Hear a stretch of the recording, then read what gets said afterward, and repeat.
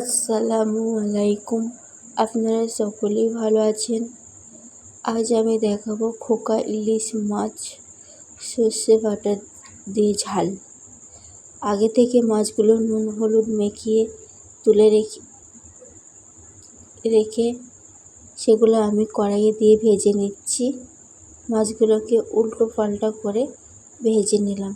ছোট্ট একটা বাটিতে তুলে নিচ্ছি।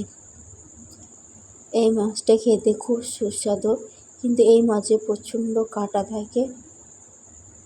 মাছগুলো আমি ভেজে তুলে নিচ্ছি। আপনাদের যদি এই মাছের রেসিপিটা ভালো লেগে থাকে তাহলে লাইক কমেন্ট শেয়ার করে দেবেন। মাছগুলো আমি একটি ছোট্ট পাত্রতে তুলে নিলাম, দেখতেই পাচ্ছেন আপনারা সবাই।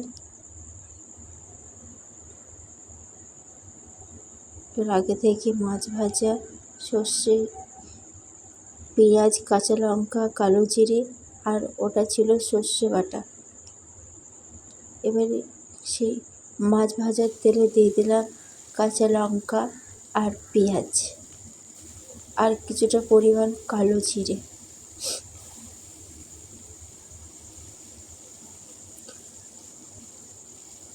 পেঁয়াজটা ভেজে ভেজে লালচে হয়ে আসলে আমি অ্যাড করে দেবো সর্ষে বাটাটা। সর্ষে বাটাটার মধ্যে ছিল একটু কাজু বাদাম, এক টুকরো আদা আর এক টুকরো রসুন, একটা কাঁচা লঙ্কা আর সর্ষে, কিছুটা পরিমাণ সর্ষে আর কিছুটা পরিমাণ জিরে দিয়ে সেটাকে পেস্ট আমি করেছিলাম, যেটা আমি দিয়ে দিয়েছি। মাছের ঝোলটা ফুটে উঠলে মাছগুলো দিয়ে দেবো একে একে।